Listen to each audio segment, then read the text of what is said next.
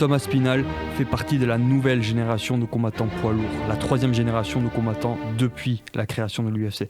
Et comme Thomas Spinal, comme Cyril Gane, de plus en plus de combattants poids lourds ont une légèreté et un dynamisme au niveau du mouvement de jambes caractéristiques de poids plus légers et qui rappellent paradoxalement les boxeurs poids lourds passés. Thomas Spinal fait ceci plutôt à la manière d'un boxeur quand Cyril amène son style Muay Thai. On pourrait même dire que Thomas Spinal est un combattant plus moderne que Cyril Gane car contrairement à Cyril, il a aussi un bon jeu au sol. L'histoire de Thomas Spinal est simple. Il a toujours voulu être le meilleur combattant poids lourd. I'm trying to be like one of the best fighters that's ever walked the face of the earth. Like, I'm seriously trying to do that. I'm looking for perfection. Là où d'autres sont à jouer des personnages pour faire des vues. And the reason I became the bad guy in my space, I'm just looking at the pool, okay? And I'm saying everybody here wants to be the leading man. They want to be the handsome guy. They want to be the well-liked guy. They want to be the cool guy. They're all competing for the same thing. The other end of the pool is wide open. If I come out and I say I want to be the bad guy, I actually embrace this. I want to be the guy who walks in wearing the black hat and who gets booed. Who gets people that give him the thumbs down, who they're wadding things up to throw out on the way in. If I want to do that, just by saying I want to do that, I will become number one. Il n'est pas du genre à dire des choses pour faire semblant. Il est qui il est, un homme relativement simple qui cherche à faire carrière dans la MMA. You need to be a shit I don't talker. know. I don't see when I see people talking shit, and you can see straight through it if it's fake, in my opinion. And it's just not me. Son père a démissionné pour l'amener à diverses compétitions. Il s'est sacrifié en s'entraînant durement en retour et les années de travail se mettent à payer sérieusement. Des matchs expéditifs pour se hisser jusqu'au sommet par la force des bras. Seul un hic récent dans sa carrière. Main event d'une carte chez lui en Angleterre, O2 Arena face à Blades. Le combat n'a pas eu le temps de démarrer qu'il se blesse au genou.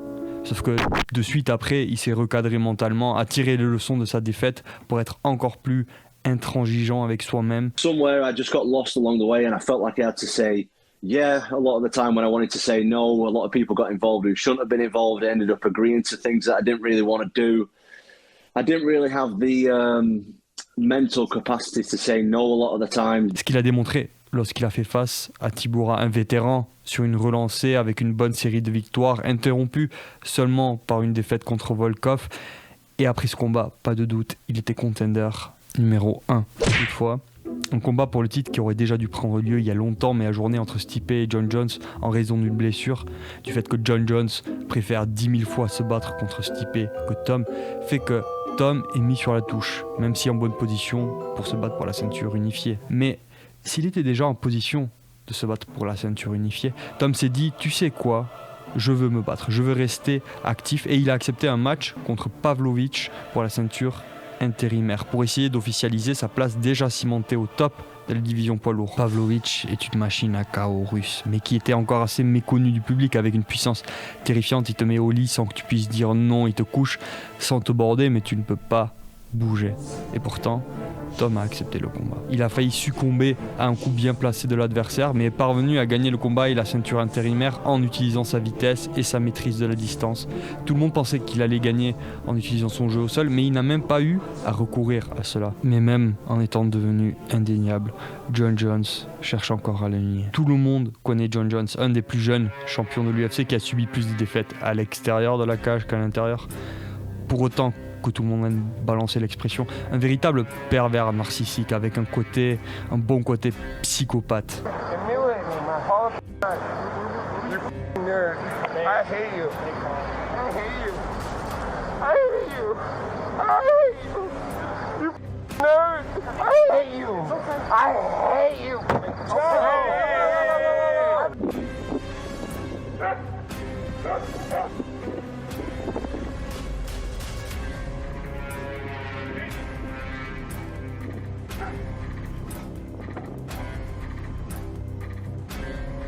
S'il a battu 2 générations de combattants, il ne semble pas si enthousiaste à l'idée de se battre contre une 3e. Après avoir signé un combat contre Stipe, il taquine déjà Alex Pereira, double champion non simultané de l'UFC en moyen, puis maintenant en poids lourd léger, pour affronter quelqu'un qui n'a pas de lutte, pas de bon jeu au sol. What John sees is Pereira as a significantly easier opponent than Aspinall.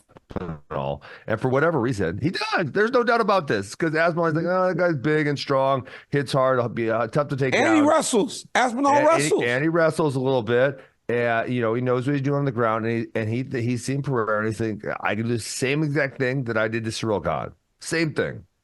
That's what he's thinking, for sure. I think, me personally, I think that while that might be the case, is it not the smart thing? I mean, fighting, we're not denying that, but the problem is we can see through it. Is fighting not make the most money and be as safe as possible? I mean, you fight. He's fought all the best killers. He's fought all the best killers. Yes, but he's fought guys. But Daniel, we just say it then. Just say it. Say John. Say I want to fight Pereira because he's got 2 belts, and I think I can submit him. Generations prior, he has fought the best. From our generation, him and I, he fought from the prior generation when he was a kid.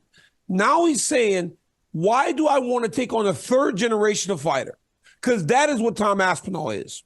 So I think, business-wise, is about as smart as he can be. They just say that. Just say that. Certaines personnes vont te dire que John Jones ne fuit personne, qu'il aurait même du mal à s'exciter pour certains matchs et que c'est pour ça que ses dernières performances ne sont pas toujours au top. Perso, je pense que John Jones n'est pas du tout aussi fort qu'on le dit. Il est fort offensivement avec ses longs membres et ses différentes armes qui touchent répétitivement et qui agacent, mais il se rétracte tout droit des échanges, par exemple. Je pense qu'il était le meilleur des générations d'avant. Je pense que ses derniers matchs serrés en poids lourd léger l'ont fait monter en poids lourd et qu'il veut des matchs faciles pour se faire le plus d'argent avec le minimum d'efforts tout en se clamant le meilleur de tous les temps. Quand il sait que Thomas Aspinall était un réel défi, quelqu'un qui pourrait vraiment lui poser des problèmes. La division poids lourd est peu profonde. Historiquement, la division poids lourd est une division phare en boxe, mais ça n'a pas été le cas dans l'UFC. C'était plutôt justement la division poids lourd léger qui était la division phare. Aujourd'hui, même le poids léger étant la division phare, je pense.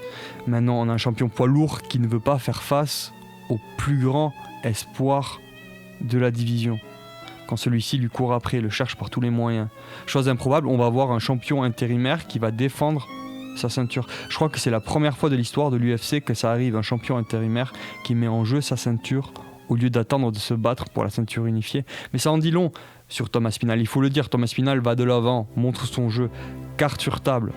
Il veut sa revanche contre Blades à Manchester pour rectifier sa défaite passée. Ce qui veut dire que depuis être le clair contender numéro 1, il se sera probablement battu 2 fois avant qu'on ait encore eu une date pour Stipe Jones. Stipe ne s'est pas battu depuis des années. Il va bientôt avoir, je sais pas quel âge, 47, quelque chose comme ça. Et si la division poids lourd compte sans doute les champions les plus âgés, il faut admettre que c'est un combat d'une autre ère. John Jones a dit qu'il ne se battrait pas contre Thomas Aspinall. Et il se pourrait bien qu'il prenne la retraite suite à ce combat contre Stipe, que Stipe prenne la retraite suite au combat contre Jones. Auquel cas, le champion intérimaire deviendrait automatiquement champion unifié. Et il m'étonnerait que l'UFC laisse le gagnant de Stipe John fuir le gagnant de Blades contre Tom, le cas contraire. Surtout si c'est John et Tom qui gagnent les combats. De grandes choses pourraient bien advenir pour Thomas Aspinall, salué par beaucoup déjà comme un grand combattant. He's going to make it look easy this weekend. He's going to beat John Jones, and he's going to retire as the greatest heavyweight of all time. Mais le match n'est jamais couru d'avance. Et Blades pourrait bien tout gâcher, mettre fin intempestivement à la grande nouvelle balade d'un grand nouveau champion avant le refrain.